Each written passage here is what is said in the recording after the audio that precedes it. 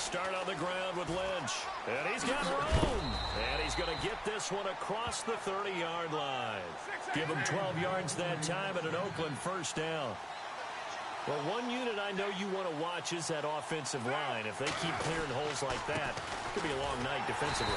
No doubt about it, because when they are in sync, as we're seeing so far, when that continuity is there, and you can see that they're playing off of each other while controlling the defensive front linebackers, you're exactly right. It could be a very long night for the defense, because someone's going to run for some big yardage. Oh, the rookie nearly had the pick. Probably should have had it.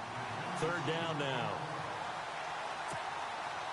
And the offense looks to pick up the first here on third after that incompletion.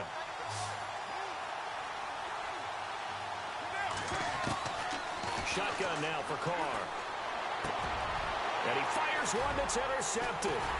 Reuben Foster picks it. And they'll start out with great field position at the 47-yard line in enemy territory. Switching things over, San Francisco taking over on offense here in just a second. And you and I discussed earlier when Jimmy Garoppolo became the starter, what a turnaround it was for San Fran at the end of the year. 1-10 in the first 11 weeks, 5-0 after that. Some momentum to take into the offseason. And beat some team. This is caught inside the 15. Touchdown, 49ers. Marquise Goodwin, 47 yards. And the Niners have taken the early lead. And he showcased his blazing speed on that one. Was he wearing football cleats or track spikes? Because he was gone. Big-time play. And just think about what that does if you're a receiver on the team with him. Well, that's got to open things up for you as well, because if I'm a defense, I've got to get back deeper and deeper in order to keep him in front. But I'm not sure how many can actually keep him in front with that speed. The punter Pinion now to kick this one away. This is taken at the 3. So quick on the spin. He's spinning, man. And he'll get across the 20 before he's brought down at about the 23-yard line. Before the offense changes hands here, let's look back at the Super Bowl February 5th. What a game. I know you were there calling it offensively, though. Impressive on both sides. It certainly was, and let's face it, if you're in Minnesota, it's cold outside, but you talk about the offenses, they heated up in a big way. And how about Nick Foles? The backup quarterback turned MVP.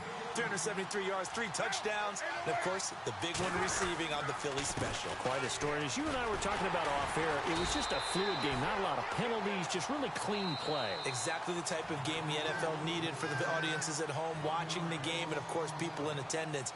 A really well-played game. And the offense behind the chains here, a touch on 2nd and 11.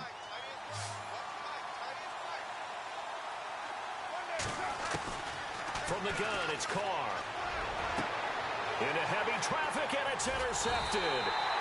Picked off near the 44. And they will set up shop at their own 46-yard line.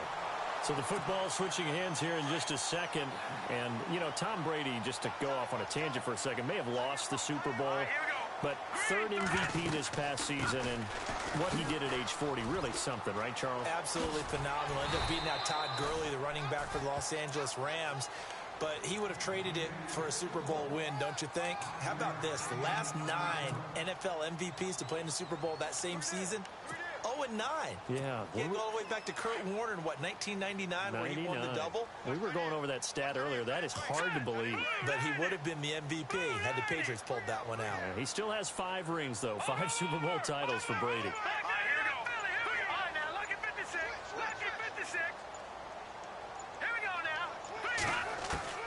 On second down, here's Garoppolo. Over the middle, and he's got Goodwin complete. And he'll be taken down, but not before getting this inside the 30. A good pickup there at 22.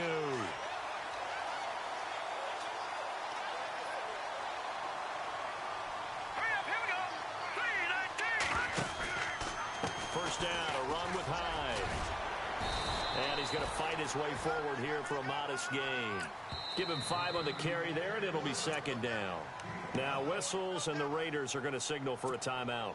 They'll have 2 remaining as we step aside here in this second quarter. Again, it's Hyde. They find some open field here. And he'll take it down here just shy of the 15 at the 16-yard line. They get 6 on the pickup there as the drive will continue. I think we saw some of the best qualities of Carlos Hyde on that run. Able to pick up something there, being physical running the football. But I think he's got really good vision and great feet. He's going to be the key to this offense really being revitalized. And they get to him quickly here as he stopped right around the 13. A gain of 3, second down. Well, he hasn't made much of an impact in the running game thus far, and after that last run, not much is going to change in that area. He hasn't been able to get anything going, and really the offensive line not helping him much. And he's able to work it here to the 8-yard line. Now the Raiders are going to use another timeout here. That's their second, so they'll have 1 remaining here in this second quarter. We'll be right back. Here we go now. Garoppolo going to try and throw on third. This will be caught at about the 5. A minute 59 to go in the first half. Back to the booth right after this. They come out here in the I. They'll run for it with Hyde. Absolutely nobody fooled there. He's going nowhere fast as he stopped behind the line of scrimmage. I'm no offensive mastermind, but of all the guys on the field to block, you might want to stop him. Look, I've got a very simple rule. An unblocked defender is usually your best defender, and he ended up making the play there. Here we go now. They'll try and power it in with Juszczyk. And he'll keep working toward that end zone as he's down to about the 2-yard line. Calling a gain of 2 as they're knocking on the door now. 3rd and goal.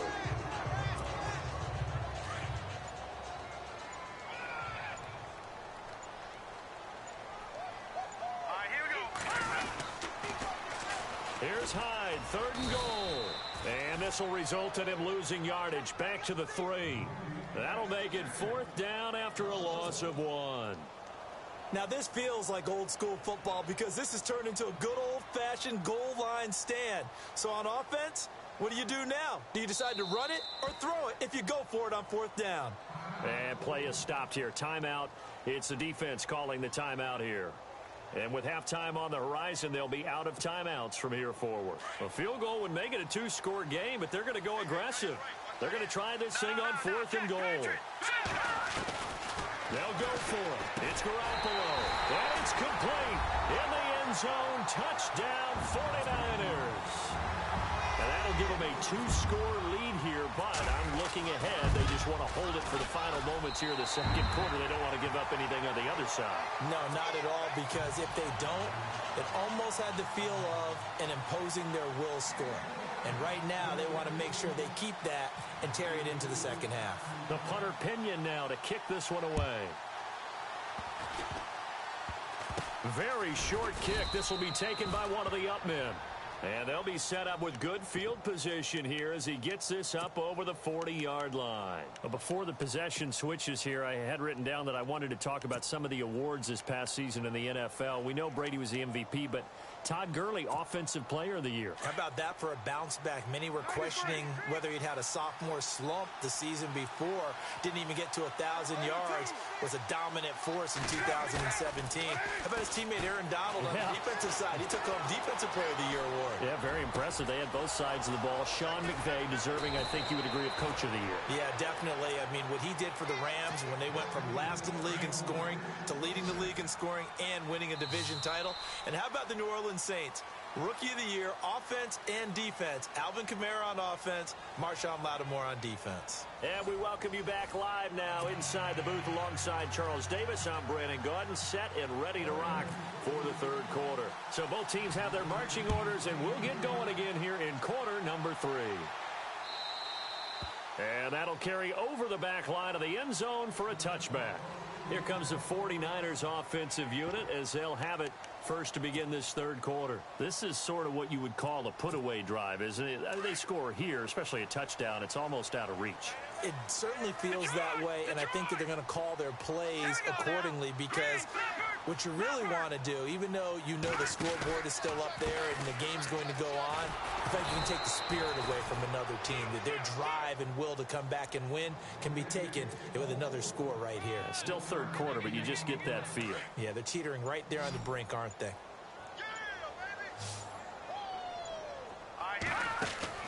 Now Garoppolo throwing on second.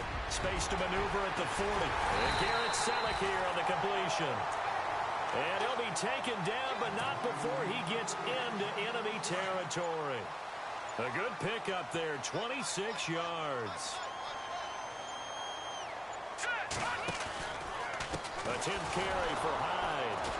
And they go backwards here, losing yardage back at the 48-yard line. That's going to go as a loss of 4, and it'll be second down.